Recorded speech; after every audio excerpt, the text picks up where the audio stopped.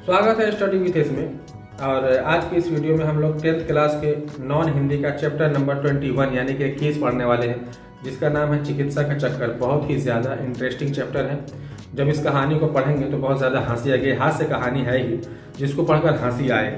और आप लोगों को टाइटल से ही मालूम चल जा रहा होगा कि आप चैप्टर में बताया कि चिकित्सा का चक्कर यानी कि इस चैप्टर में अलग अलग डॉक्टर्स के बारे में बताया, उसकी वेशभूषा कैसी होती है। अलग अलग डॉक्टर अपने औषधि यानी कि मेडिसिन लिखते हैं वगैरह वगैरह, लेकिन फिर भी जो मरीज़ होता है उसकी बीमारी का इलाज नहीं हो पाता है। वो मरीज़ चारों तरफ चक्कर काटता है, कभी इस डॉक्टर के पास कभी उस डॉक्टर के पास। कोई डॉक्टर बोलता है हाँ हम ठीक कर देंगे। मतलब अलग अलग डॉक्टर की क्वालिटी बताई गई है, उनकी व्यक्तित्व यानी कि पर्सनालिटी बताई गई है। और सबसे बड़ी बात यह है कि इस चैप्टर के लेखक हैं बेढब बनारसी। इस चैप्टर के लेखक का नाम है बेढब बनारसी। बेढब बनारसी की ही तबीयत खराब हो रहती है, उनकी कोई बीमारी हो रहती है या अलग अलग डॉक्टर का चक्कर काटते हैं कि उनकी चिकित्सा हो जाएगा, इलाज हो जाए। लेकिन ढेर सारे डॉक्टर के पास चक्कर काट लेते हैं, लेकिन अंत में इनकी बीमारी का इलाज नहीं हो पाता है। और इसीलिए जिस डॉक्टर के पास गए रहते हैं उस डॉक्टर के हुलिया के बारे में इस चैप्टर में बताए हैं। और वो डॉक्टर जो है किस तरह के नुस्खे बताए हैं, किस तरह की औषधियाँ दवाएं वगैरह दी हैं, ये सारा चीज़ जो है बेढब बनारसी इस चैप्टर में बताने की कोशिश की है। और इसीलिए ये चैप्टर जो है बहुत ज़्यादा इंटरेस्टिंग है। इनकी पूरी कहानी समझिए। बेढब बनारसी जो है वो 35 साल के हट्टे कट्टे आदमी थे। कोई दिक्कत नहीं है, इनके अंदर एक भी बीमारी नहीं थी। सबसे बड़ी इनकी खूबी ये थी कि आज तक कभी बीमार ही नहीं पड़े थे। 35 साल के हट्टे कट्टे आदमी थे, 35 साल में एक बार बीमार नहीं पड़े थे। इनकी सबसे बड़ी खूबी थी। और इसीलिए बेढब बनारसी जो है वो चाहते थे, उनकी इच्छा थी वो एक बार बीमार पड़े, ताकि गांव वाले जितने भी लोग हैं तो उनके हाल चाल पूछे, उनके परिवार वाले हैं उनकी देख रेख करे। तो किसी भी तबीयत खराब होती है तो बाहर वाले पूछते हैं क्या हाल है भैया, क्या ठीक ठाक है, अब अच्छा महसूस करें। परिवार वाले भी देख रेख करते हैं, खाने पीने पर ज़्यादा ध्यान देने लगते हैं। तो उसी तरह बेढब बनारसी जी चाहते थे कि मैं भी एक बार बीमार पड़ूं और जितने बाहर वाले लोग हैं वो मेरे मुझसे हालचाल पूछे, मेरे परिवार में देख रेख कर, मेरे खाने पीने पर ध्यान दें, अच्छे अच्छे खानों को मिले। और उसके बाद से मेरे जो दोस्त हैं वो मेरे पास आकर मंडली लगा कर बैठे और मुझको दिलासा दे। इस तरह आकर दिलासा देते हैं लोग। ये सारा चीज़ इनकी इच्छा थी, शौक था, और इनकी इच्छा पूरी भी हुई। कहावत आपने सुने भी हो, कहा जाता है कि जैसा खाओ अन्न वैसा हो जाए मन। जैसा तुम भोजन करोगे वैसा तुम्हारा मन हो जाएगा, और जैसा मन वैसा हो जाता है। यही हुआ था बेढब बनारसी जी के साथ। इनकी मन की इच्छा तो थी ही कि मैं बीमार पड़ जाऊं, तो मन राजी था बीमार पड़ने के लिए। और उसके बाद ये अन्न जो है यानी कि भोजन गलत सलत कर लिए, पटाख खाना खा लिए थे, तो गलत कॉम्बिनेशन का अन्न खा लिए थे, तो अब मन राजी था बीमार पड़ने के लिए, तो हमारा तबीयत में भी बीमारी हो गई। अब चलिए मैं पूरी कहानी बताता हूँ। बेढब बनारसी जो है एक दिन हॉकी खेल कर आए अपने घर, और हॉकी खेल कर आए, कपड़ा उतारे, स्नान यानी कि नहाए धोए, उसके बाद से फ्रेश होकर बाहर निकले। और उनकी जो है श्रीमती जी है यानी कि उनकी वाइफ, वो बोली कि खाना खा लीजिए। तो बेढब बनारसी जी बोले नहीं, मैं वहाँ से रिफ्रेशमेंट नाश्ता करके आया हूँ। जहाँ पर हॉकी खेलने गए थे तो वहाँ पर वो खाना खा करवाए थे। तो बेढब बनारसी बोले मैं वहाँ पर नाश्ता करके आया हूँ, मैं थोड़ा सा लेट से खाऊंगा या फिर नहीं भी खा सकता हूँ। तो श्रीमती जी बोली इनकी वाइफ आप कर लीजिए, खाना खा लीजिए, नहीं तो मैं चली जाऊँगी सिनेमा हॉल फिल्म देखने, फिर इधर से आने में लेट हो जाएगी, फिर आपको खाना कौन पूछेगा, तो इसे चाबी खा लीजिए।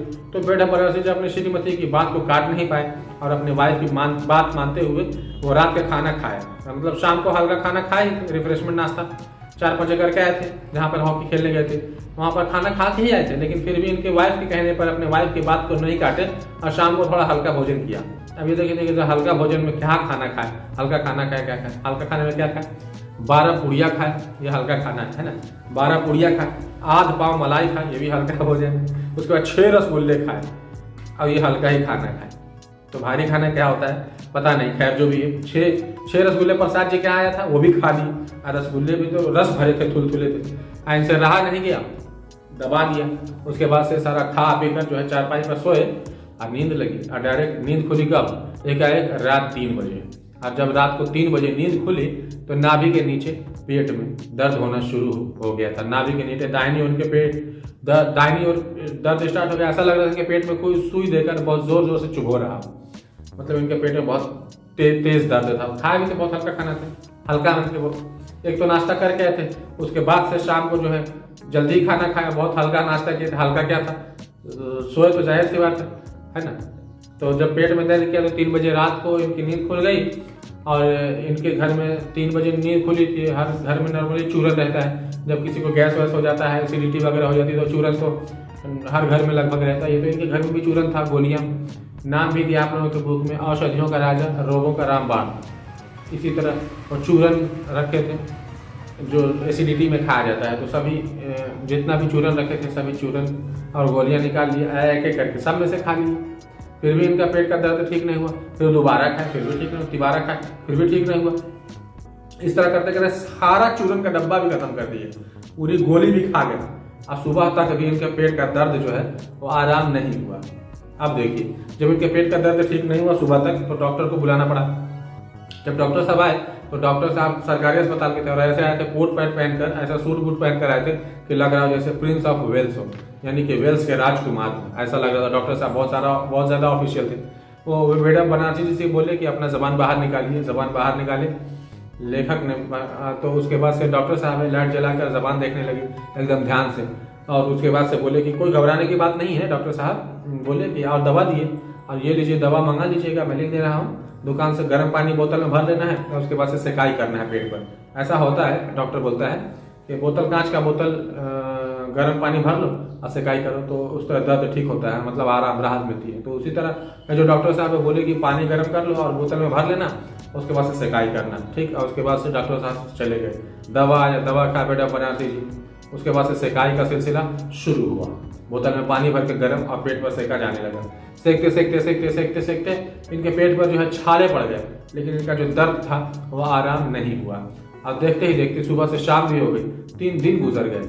अब मैडम बनारसी जो अपने पेट का दर्द जो है वो बर्दाश्त कर रहे थे, बहुत ज़्यादा। ये साहसी आदमी थे, बर्दाश्त भी कर रहे थे। इन 3 दिनों में जो है गांव के लोग आना शुरू कर दिए थे इनका हाल चाल पूछने के लिए।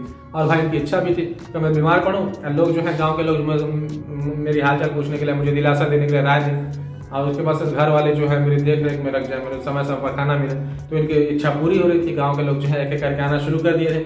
अब जितने लोग आ रहे थे उतना ही ज़्यादा राय दे रहे थे, उतने ही नुस्खे बता रहे थे। कोई हींग पिला दो, कोई चूना खिला दो, मतलब खाने के लिए फिर जूते बाकी रह गए थे और कोई चीज़ बाकी नहीं था। बाद बाकी सब कुछ खा लिया हो, मतलब खा लिया था, बस जूते नहीं खाए थे। तो अब जितने ज़्यादा लोग आ रहे थे उतने ज़्यादा नुस्खे बता रहे थे, राय दे रहे थे। तो इस तरह से इनके साथ हो गया था। 3 दिन गुजर गए थे। अब इन 3 दिनों में इनका जो दर्द था वो बर्दाश्त करते अब थक चुके थे। तो अब इनके परिवार वालों ने डिसाइड किया कि भाई दूसरे डॉक्टर को बुलाया जाए। तो दूसरे डॉक्टर को बुलाया गया। डॉक्टर का नाम था चूहानाथ कातर जी। सुनकर तो हंसी आ ही रही होगी, लेकिन इसमें ना लेखक की बेटा बनारसी जी के दोष है, नहीं मेरे दोष। जो किताब में चूहानाथ कातर जी का उनके माँ बाप का क्या सोच कर इनका नाम चूहानाथ रखा था। तो चूहानाथ कातर जी आए और उसके बाद से इनकी फीस देख लीजिए, 8 रुपये थी प्लस 1 रुपया गाड़ी का भाड़ा, तो टोटल 9 रुपया। और उसके बाद रात को आए थे। तो जिस तरह से कुछ लोगों का रात का सौंदर्य और खूबसूरती बढ़ जाती है, उसी तरह से चूहानाथ कातर जी का फीस बढ़ जाता है। तो कुल मिलाकर ये ज़्यादा फीस लिए थे, कोई दिक्कत नहीं है, फीस ज़्यादा ही ले, अगर ठीक कर दे बीमारी को तो इससे बड़ी खुशी की बात क्या हो सकती है। तो ये पहुँचे हुए डॉक्टर थे, कुछ का ठीक डॉक्टर थे, इनफैक्ट बहुत अच्छे थे। ये क्या किए, आए तो फटाफट घर पर बोले पानी गर्म करो भाई, पानी गर्म करवाए। उसके बाद जब से पानी गर्म हो रहा था भेज दे दवा की दुकान पर दवा लाने के लिए। फटाफट दवा भी आ गया, पानी भी गर्म हो गया। उसके बाद से निकाले फटाफट चूहानाथ कातर जी इंजेक्शन निकाल कर जो है बेटा बनारसी लेखक के पेट में इंजेक्शन दे दिए। उसके बाद से एक बोतल शीशी दी छोटा सा, और जो कि 18 आने की मिलती थी। तो बोले कि रोज आपको खाना है, 18 आने की मिलती, किसी भी मेडिकल की दुकान पर जाइएगा आराम से मिल जाएगा। उसके बाद से डॉक्टर साहब चले गए। उसके बाद से बेटा बनारसी जी आराम से सोए। और जब ये सो कर उठे तो ऐसा लग रहा था कि इनके शरीर में कुछ बीमारी ही नहीं, मतलब इनका दर्द छूमंतर हो गया था। अगले ही दिन दर्द जो है रफू चक्कर हो गया था, ऐसा लग रहा था कि कुछ हुआ ही नहीं। तो ये जो चूहानाथ कातर जी डॉक्टर थे वो बहुत पहुंचे हुए डॉक्टर थे। नाम पे मत जाइएगा, है ना, बीमारी का इलाज कर दिया, ठीक हो गए, उनका पेट का दर्द पहले जैसे स्वस्थ हो गए। लेकिन ये जो शीशी दिए थे चूहानाथ कातर जी छोटा सा, जो कि 18 आने की मिलती थी उस वक्त, 18 आना 12 आना बहुत चलता था उस समय, ये बहुत पहले की कहानी बताई जा रही। तो 18 आने की जो शीशी थी वो रोज खाते थे बेटा बनारसी जी। आप देखिए 2 सप्ताह स्वस्थ होने में लगा, 2 हफ्ता लग गया बेटा बनारसी जी को पूरी तरह से स्वस्थ होने में, हेल्दी होने में। और जब वो पूरी तरह से ठीक हो गए तो 15 दिन के बाद ये डॉक्टर साहब यही डॉक्टर चूहानाथ कातर जी के पास गए थे धन्यवाद कहने के लिए। जो पेट का दर्द, बड़े बड़े चूरन, बड़े बड़े गोलियां दूसरे डॉक्टर ठीक नहीं कर पाए वो आप ठीक कर दिए, इसके लिए बहुत बहुत धन्यवाद आपका, बहुत बहुत शुक्रिया आपका। तो चूहानाथ कातर जी बोले शुक्र हो आपकी श्रीमती जी की कि वो 6 घंटे पहले ही फोन कर मुझे बुला लिए, नहीं तो पता नहीं क्या होता है, मैं भी नहीं बता सकता था। आपको अपेंडिसाइटिस हो गई थी। और उसके बाद से आप जानते ही हैं डॉक्टर जब कोई बीमारी ठीक कर देता है तो अपनी बड़ाई करना शुरू कर देता है। तो वही बेटा बनारसी जो डॉक्टर के पास गए थे, तो चूहानाथ कातर जी अपना पढ़ाई जो है बहुत ज़्यादा कर रहे थे, तरह तरह की बीमारियों के नाम बताने लगे और खतरनाक खतरनाक बीमारियाँ, अगर ऐसे नहीं करते तो ये हो जाता वो हो जाता, मतलब इतने खतरनाक खतरनाक बीमारी का नाम बताए कि जिसको अनपढ़ दूर पढ़ा लिखा इंसान भी मतलब पढ़ा लिखा भी उसका नाम सही से नहीं ले सकता था। उसके बाद से फटाफट बेटा बनारसी जो डॉक्टर साहब को धन्यवाद बोलकर फटाफट घर पर आ गए और उतना खतरनाक खतरनाक नाम सुनकर डर ही आ गया था। तो उसके बाद से जो है अभी 1 सप्ताह भी नहीं हुआ था, मतलब डॉक्टर साहब के पास गए हुए 1 सप्ताह भी नहीं हुआ था कि 2 बजे दिन में एकाएक सिर में और शरीर में दर्द होना शुरू हो गया फिर से।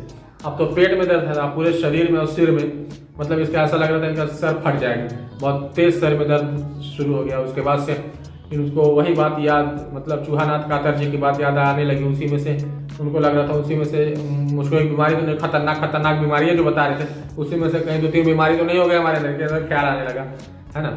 तो सिर में दर्द और शरीर में दर्द बर्दाश्त नहीं हो रहा था, तो फिर से चूहानाथ कातर जी के पास एक आदमी को भेजा गया, जाओ बुला कर लाओ। लेकिन जब वो आदमी गए तो चूहानाथ कातर जी थे ही नहीं, वो कहीं गए हुए थे। तो फिर फटाफट अब किसी भी डॉक्टर को बुलाना था, क्योंकि सिर और शरीर में पूरी तरह से दर्द फैला हुआ था, बहुत तेज दर्द कर रहा था। तो आप देखिए एक आदमी को भेजा गया और चिकित्सा मार्तंड कविराज पंडित सुखदेव शास्त्री, इनको बुलाया गया। क्या नाम है? ये चिकित्सा मार्तंड है, कविराज पंडित सुखदेव शास्त्री, ये पंडित है, इनको बुलाया गया।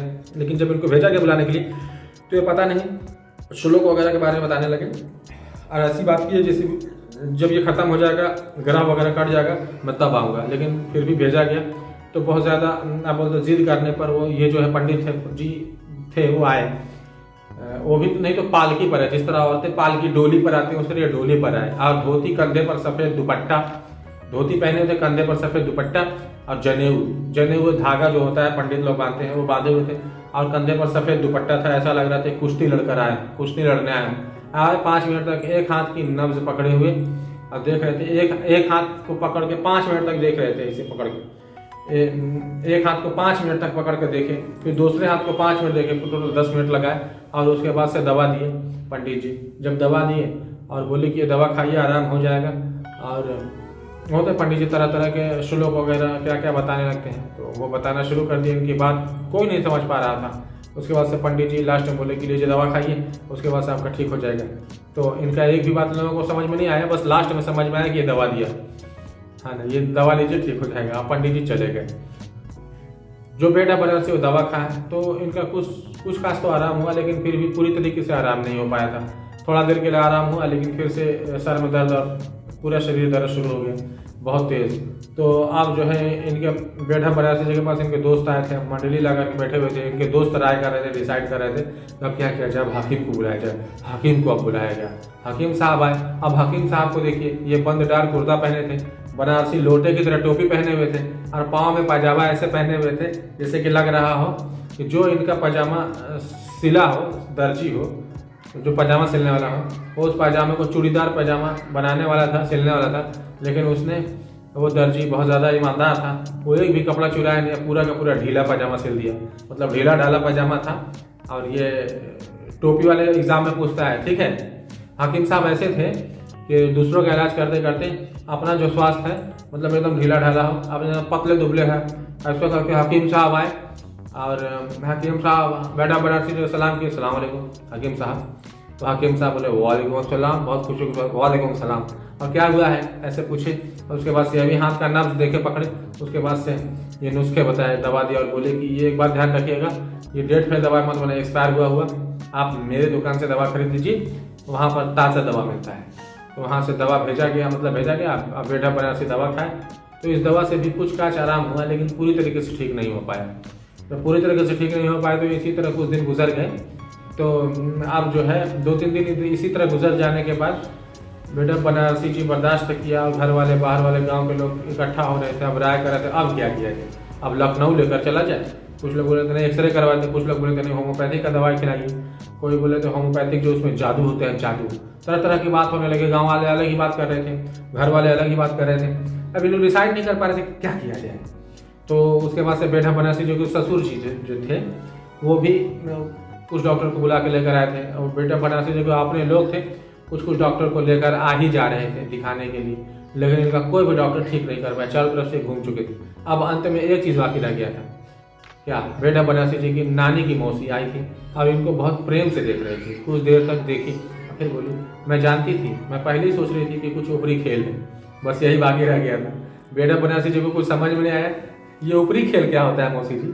तो उसकी जो मौसी जी वो बोली चुपो, हर चीज़ किताब में थोड़ा लिखा रहता है, ये भूत चुड़ैल का साया होता है तो कोई भी दवा इलाज नहीं कर पाता है, ये ऊपरी साया है, भूत चुड़ैल का साया लग रहा है। अब ये बात सुनकर बेटा बनारसी जी की जो श्रीमती जो है अब एक और बोली थी दूसरे को सपोर्ट करेगी पक्का, वो भी सपोर्ट करेगी। हाँ सही बोल रही मौसी जी, लग रहा है कुछ ऊपरी खेल है, भूत चुड़ैल का खाया है। हाँ ये सबसे बड़ी डेंजर बात होती है ना, लोग विश्वास कर लेते हैं भूत चुड़ैल, तो ये बहुत डेंजर बात होता है। तो अब ये बात आ गई, भूत चुड़ैल वाला बात आ गया, भूत चुड़ैल का साया है। लेकिन बेटा बनारसी जी इस पर विश्वास नहीं करते थे, वो बोलते ऐसा बिल्कुल नहीं, तो मैं किसी ओझा के पास नहीं जाऊंगा। और उसके बाद से अंत में डिसाइड हुआ कि बेटा बनारसी जी को लखनऊ लेकर जाया जाएगा। अब बात हुई लखनऊ लेकर जाने की, सारा सामान जो है तैयार हो चुका, कर लिया गया लखनऊ जाने के। लखनऊ जाते ही फिर से एक डॉक्टर आ गया और लेखक से बोला कि जरा अपना मुंह खोलिए। तो लेखक अपना मुंह खोले तो डॉक्टर लाइट जलाकर उनके मुंह में देखा और उसके बाद से जोर से हंसा। अब डॉक्टर को जोर से हंसते हुए देखकर बेटा बनारसी जो है वो शॉक्ड हो गया, आगे हंस क्यों रहा है इतना। तो डॉक्टर बोला कि कोई घबराने की बात नहीं है, इनको जो है पायरिया हो गया। अब पायरिया होने की वजह से इनके दांत में जो है जहर बन रहा है, और जो भी ये भोजन कर रहे हैं दांत से होकर इनके पेट में चला जा रहा है जहर, इसकी वजह से सारा प्रॉब्लम क्रिएट हो रहा है। तो आप क्या कीजिए, किसी अच्छे दंत चिकित्सक के पास जाइए और वहाँ अपना जाकर अपना सारा दांत निकलवा लीजिए। डॉक्टर बोला अब ये बेटा बनारसी जी की हालत खराब हो गई, वो चिंतित है सारा दांत निकलवाना पड़ेगा। पता लगा कि उनको मालूम चला कि एक दांत निकलवाने में 3 रुपया लगता है, उसमें 3 रुपया बहुत होता था, तो एक दांत को निकलवाने में 3 रुपया, तो सारा दांत निकलवाया जाएगा 96 रुपये, 96 रुपये हो गए। तो और दोबारा दांत लगवाया जाएगा तो 150 रुपया अलग से। तो दांत निकलवाना भी है, पैसा भी मेरा लगेगा, दर्द भी मुझे ही होगा, दर्द भी सहना पड़ेगा, दर्द भी सहना। नहीं। लेकिन फिर भी लेखक जो है वो बहुत ज़्यादा सोचे और उनको ऐसा लास्ट में लगा कि मुझे अब दांत उखड़वा ही लेना चाहिए। शायद ये जो डॉक्टर है वो सही बोल रहे हैं, अब मुझे दांत उखड़वा लेना चाहिए। अब ये दांत उखड़वाने के लिए भी राजी हो गए। जी आपने गया अपने श्रीमती जी का अपने वाइफ के पास पैसा मांगने के लिए, भाई पैसा दो तभी तो मेरा दांत उखड़ेगा। तो उनकी वाइफ जो बोली चुप रहिए, आज वो डॉक्टर बोल रहा है दांत उखड़वाने के लिए, कल बोलेगा कि बाल उखड़वा लो, कल परसों बोलेगा नाक नचवा लो, फिर बोलेगा कि आंख निकलवा लो। जो बोलेगा आप लोग करेंगे, चुपचाप ढंग से खाना खाइए, समय पर खाइए, 15 दिन में ठीक हो जाएंगे। डांट कर वाइफ बोली, डांटी कस के। तो बेटा बनारसी जो है तो जब अपना ही इलाज करवा, अपना ही दवा करवाना, तो चारों तरफ मुझे क्यों चक्कर लगवाई, खुद कर लेती शुरू से। तो यही करना था, तो अपना इलाज करना था, तो खुद से दवा करना था, डॉक्टर नहीं बने। अब जो है बेटा बनारसी कहीं नहीं गए और उनकी जो वाइफ तो अच्छा खाना, हेल्दी खाना बनाती थी और वो खाते थे। और यहीं पर जो है आप लोगों का कहानी खत्म हो जाता है। ये हो गया 21 कंप्लीट। और इस चैप्टर में बताने की कोशिश की गई कि एक मरीज जो है, जो भी बीमारी है पता नहीं, वो बीमारी को लेकर अपनी बीमारी का इलाज कराने के, चिकित्सा कराने के लिए चारों तरफ चक्कर लगाता है। कभी इस डॉक्टर, कभी उस डॉक्टर, कभी हकीम, कभी पंडित, मतलब चारों तरफ चक्कर लगा लेता है, लेकिन फिर भी उसका जो बीमारी है, उसका जो चिकित्सा, उसकी बीमारी का इलाज नहीं हो पाता है। तो इसलिए इसका नाम क्या है, चिकित्सा का चक्कर। मतलब कोई बीमार आदमी कितना चक्कर लगाता है, तो उसी को हास्य रूप में ये कहानी है भैया, थोड़ा हंस भी लिया करो। चलो ठीक है, बाय।